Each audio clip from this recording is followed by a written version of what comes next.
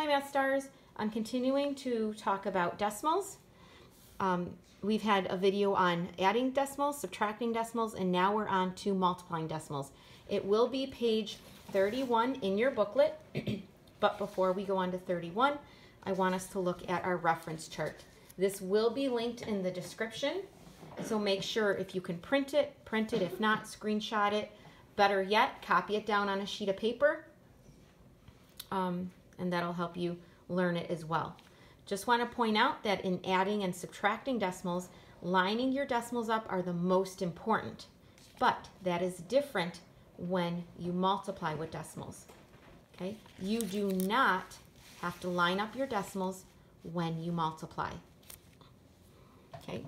So the simple directions are, you're going to multiply normally, you count to the right, take it out, the decimal out, all the places to the right, and then when you're done, you move the decimal back into the answer from the left.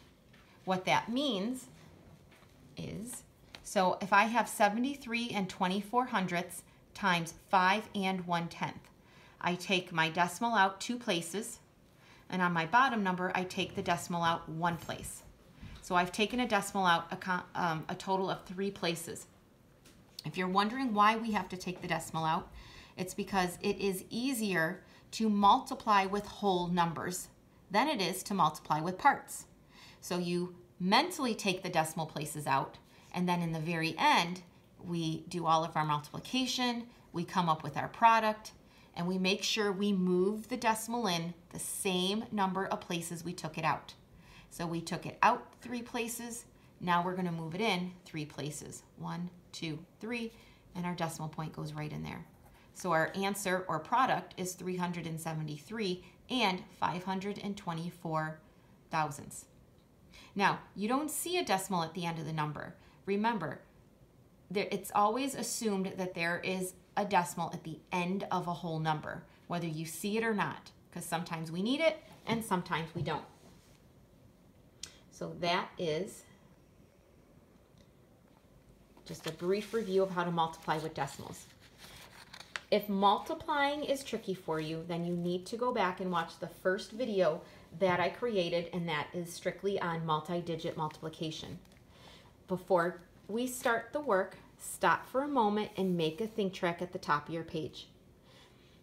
Every time we're dealing with decimals, stop to make this quick think track. Decimal, count out your place values, label the spaces. The decimal means and. To the right, they're all parts of a whole. To the left, they're all whole numbers. Tenths and the base 10 number, hundredths and the base 10 number, thousandths and the base 10 number.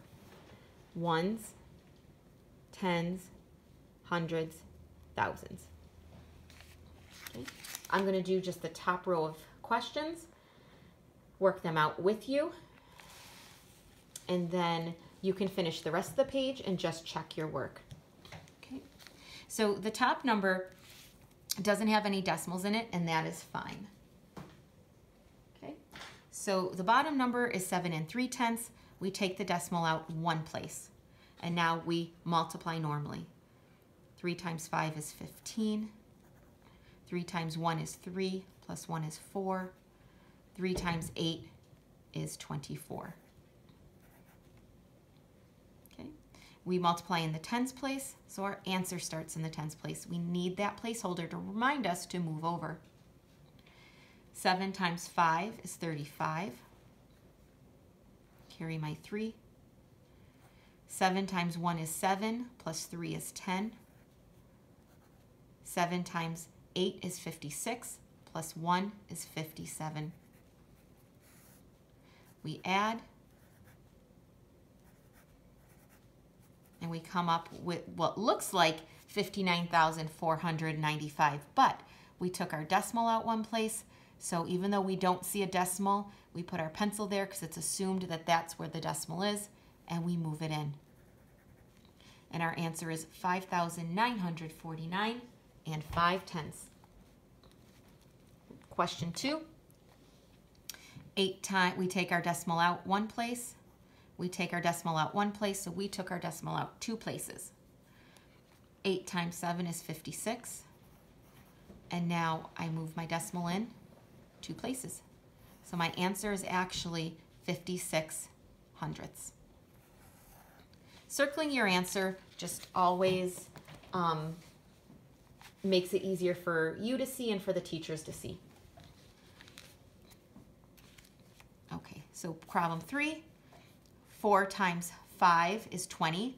Put down the 0, carry my 2.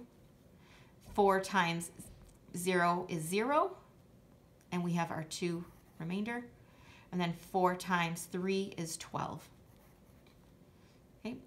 Mentally, I take my decimal out two places, and I take my decimal out one place for a total of 3 places. So now I have to move it in. 1, 2, 3.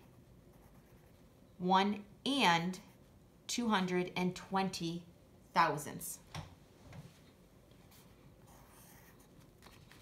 Okay. Question 4. 5 times 5 is 25. Carry my 2. 5 times 1 is 5. Plus 2 is 7.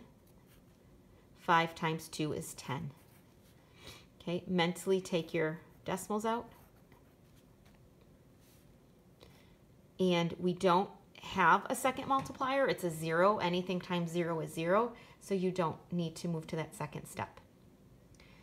We took our decimal out two places and one place for a total of 3 places. So that's what we have to move it in. 1, 2, 3. And we're 1 and 75 thousandths. Okay. 9 times 4 is 36. Actually, let me work this problem out and you narrate what is happening.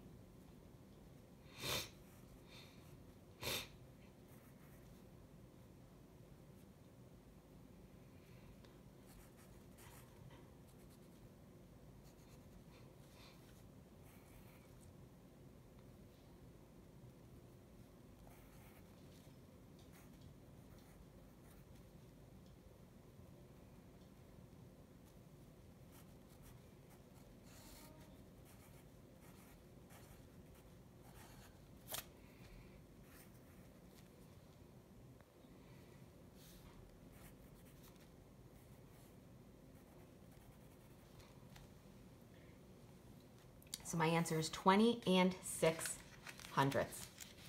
There's just one problem I want to show you down at the bottom, question 11. Okay, it's very important that even if our ending numbers are zeros, that you still work towards to finish the problem completely. It doesn't affect the problem if your multiplier is a 0 on the bottom, but when there's a 0 on the top, you still have to multiply through that 0. So 6 times 3 is 18, carry my 1. 6 times 0 is 0, plus 1 is 1. Now, if you think that 0 has no value, then, and you don't go on, you're going to be short a place value, okay? We took our place value out, our decimal out, 2 places here and 1 place here. So we need 3 places. Okay, so if you did 6 times 0 gets you 0, you would have that third place to move into. Okay, so when there's a 0 in the top number, do not skip multiplying it. Okay.